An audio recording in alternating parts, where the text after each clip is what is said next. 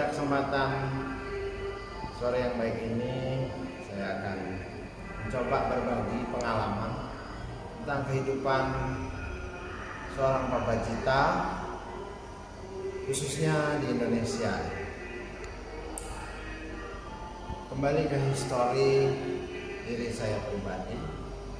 Saya menjadi seorang samanera pada tanggal 15 Desember 2004 di Mahawira Majapahit, Trawulan. Dan pada tanggal 23 September 2007 di Pasar Padang menjadi seorang biku di Wihara Gunung Pati, Semarang. Aktivitas yang saya lakukan yaitu studi. Yang pertama menempuh S1 di STAB Semarang Ampel Boyolali, lalu melanjutkan studi lagi di Unipa Surabaya, lalu melanjutkan studi lagi di Peradeniya University of Sri Lanka, dan sekarang sedang menempuh S3 di Universitas Sriwijaya Palembang. Kebetulan saya dipercaya oleh Mahkamah Agung Indonesia sebagai Sekretaris Wilayah Provinsi Sumatera Selatan, Bangka Belitung, dan Bengkulu. Adapun pengalaman yang ingin saya ceritakan yaitu sejak jadi samanera kami sudah belajar, berlatih, dan juga berbagi esensi dhamma kepada masyarakat, khususnya masyarakat Buddhis. Maka bisa saya simpulkan, menjadi seorang samanera ataupun seorang biksu di Indonesia layaknya seorang Superman, karena kita dituntut untuk serba bisa, mulai dari membacakan parita, melatih atau membimbing meditasi, memberikan dhammadesana, dan banyak hal-hal lainnya. Terkadang umat yang tidak kenal, tidak tahu pun meminta kita meramal dan lain sebagainya. Banyak pengalaman unik yang saya rasakan ketika menjalani samanera, dan tentu itu sangat berbekas di dalam diri saya. Dan juga selama ini saya menjadi seorang biksu. Tentu halnya akan berbeda jika kita menjalaninya di luar negeri dengan mayoritas Buddhis. Di luar negeri saya pernah hidup di Sri Lanka. Di sana kehidupan seorang pabacita, seorang samana tentu didukung oleh faktor umat dan tidak banyak menuntut, karena kegiatan seorang samana atau biku hanya berlatih, dan selebihnya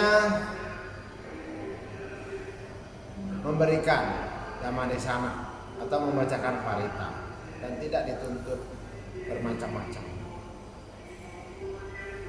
Saya 2 tahun di Sri Lanka tentu fokus pada studi. Selebihnya saya melakukan pindapata dan ceramah serta membacakan parita melalui undangan-undangan umat di Sri Lanka. Tetapi berbeda halnya dengan di Indonesia. Di Indonesia lebih kompleks tuntutan dari umat. Oleh karena itu, untuk menjadi seorang samana, seorang samanera atau biku di Indonesia, kita harus siap baik secara fisik maupun mental beserta batin. Karena apa? Dengan tuntutan yang banyak, kita harus siap selalu diminta untuk memberikan bimbingan ceramah, bimbingan meditasi, pembacaan parita, blessing, pemberian nama Buddhis, dan lain sebagainya.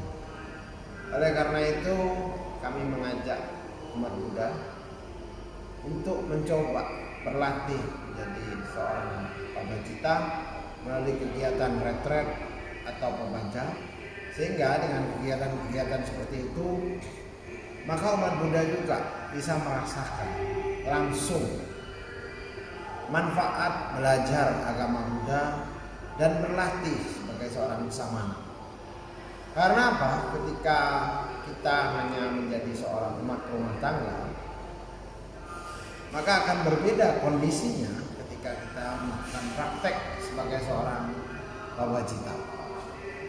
Ya, karena dulu pun saya sebagai berumah tangga tentu dengan segala macam ya, kegiatan aktivitas yang saya lakukan secara frontal namanya atau bebas dengan keinginan kita masing-masing.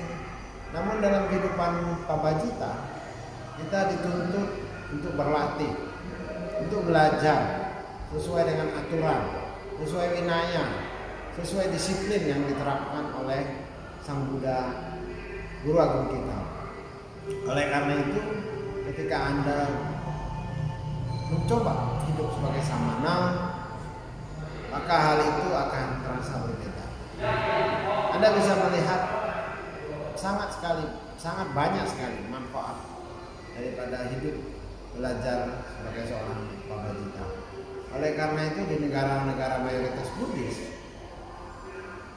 sebagai orang tua mereka mendorong anak-anaknya untuk berlatih menjadi seorang biksu atau biku sementara, baik itu sebulan, 3 bulan, ataupun 1 tahun. Contoh seperti di Thailand, syarat untuk menikah itu adalah memiliki sertifikat atau ijazah bahwa pernah mengikuti program pabaja atau menjadi seorang biku sebentar. Karena seperti di Indonesia itu surat kelakuan baik dari kepolisian misalnya. Nah, ketika Anda berlatih sementara, maka Anda akan merasakan kebahagiaan. Di samping tentunya kita bisa melakukan limpahan jasa kepada orang tua kita, kepada leluhur kita. Tentu hal tersebut sangat-sangat bermanfaat dan ibaratnya sebagai refreshing pikiran atau batin kita yang biasanya sehari-hari disibukkan dengan kegiatan atau aktivitas sebagai berumah tangga. Maka ketika retret ataupun pabaja sebagai seorang samanera maupun biksu, Anda atau kita mengistirahatkan batin dan pikiran serta fisik kita dengan secara fokus, konsentrasi, berlatih, hidup membiara. Tentu akan sangat bermanfaat bagi kebahagiaan semua makhluk. Demikian pengalaman atau sedikit histori kehidupan sebagai seorang pabacita di Indonesia, khususnya diri saya pribadi. Semoga semua makhluk bahagia, sati-sata, bawanipun sukita, sadu, sadu, sadu. Namo Sang Hyang Adi Budaya, Namo Buddhaya.